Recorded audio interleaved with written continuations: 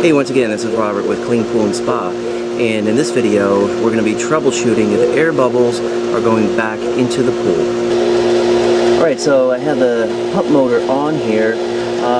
This looks pretty good, but what happens is you can get air bubbles going back into the pool. This pump pot right here is not going to be totally filled with water like it is right here. What happens is you'll get a lot of bubbles in there. You'll get an air pocket or air chamber, and that causes cavitating or cavitation. That's just a big $99 word of saying that there's air in the system here and the water is churning up. So I'm going to go ahead and turn the system off and we'll start. So what you have on a pool system is you have the suction side and the return side. This goes to the skimmer and this goes to the main drain, and so the water comes up through here and is pulled by the motor.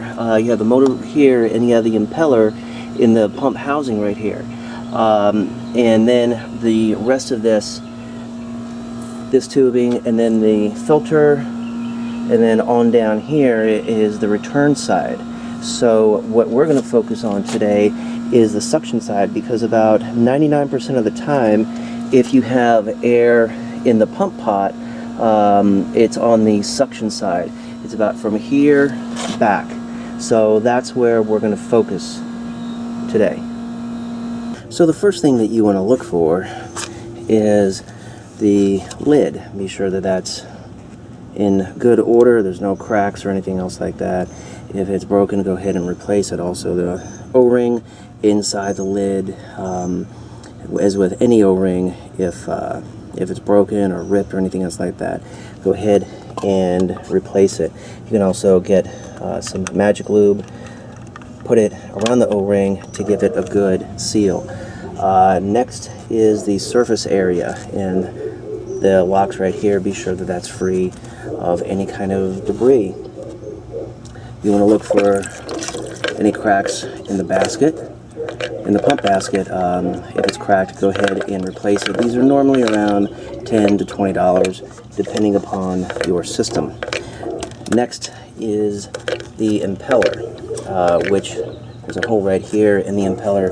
It's, can be found in the pump housing back here. That, in conjunction with the motor, draws the water, the suction side, going through right there. Now, sometimes the impeller can get clogged up with dirt or debris, leaves, things like that. So you can either stick your finger in there or just take a screwdriver, which is what I recommend. Stick it in the impeller, be sure that it spins freely, and remove any debris that can be found in there.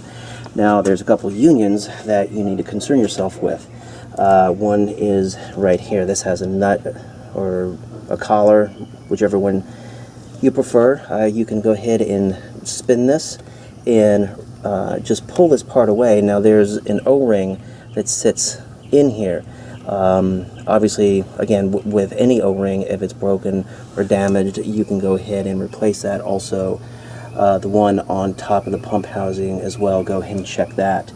Now, one thing about tightening these, when I have my pull rod, I just snugly tighten them. Okay, you don't need to crank down on these things. Snug is good. Some people think that if snug is good, tight is even better. And if tight's better, then really, really, really tight is just the best, gooder thing to do. And that's not true. Just get this snug. That's all you need. Now, moving back here, this system does not have a Jandy valve, but many of them do. You can remove that and take a look at it. If you don't have a good seal, or if the Jandy valve is broken, go ahead and replace it, because air can get into the system that way as well. Also, this is the skimmer side, and this is the main drain side. Sometimes dirt or debris can get caught in these 90s right here. And what you can do is you can remove the Jandy valve, and you can either stick your fingers down in here, remove the debris. You can use a water bladder like this. You just hook your garden hose up here and stick it down in there, or you can use a plumber snake, and that will do it as well.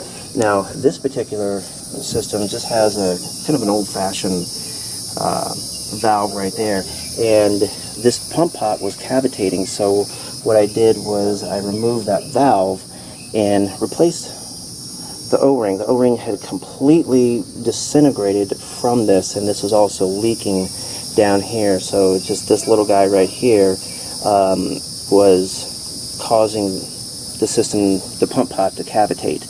So I went ahead and replaced that, and everything is good. So that's it for that's it for this. Let's walk over to the pool. And the first thing that you want to do is be sure that your water level is up 1/3 to 1/2 from the bottom of the skimmer.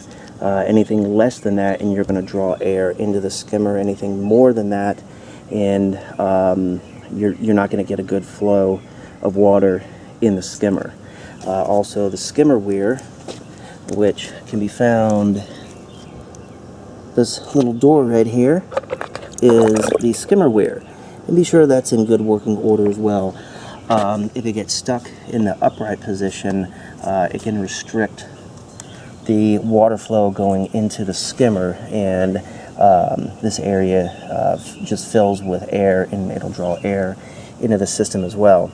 Now, be sure that your skimmer basket is cleaned out and there's no cracks or anything else like that. You can put a rock or two in there just to keep it from floating up. Be sure that the rocks are bigger than the hole, so just in case you do drop a rock, it doesn't get stuck down in there. Now, if you do by chance get some debris caught in there, once again, you can use the water bladder. Just hook it up to your garden hose, stick it down in there, and blast away. Now, the last thing, if all of that fails and you still have an issue with the pump cavitating, you may have a suction side leak, and that's when you need to call in the professionals. But go ahead and just troubleshoot this before you call any of those guys. About 99% of the time, you can solve the problem.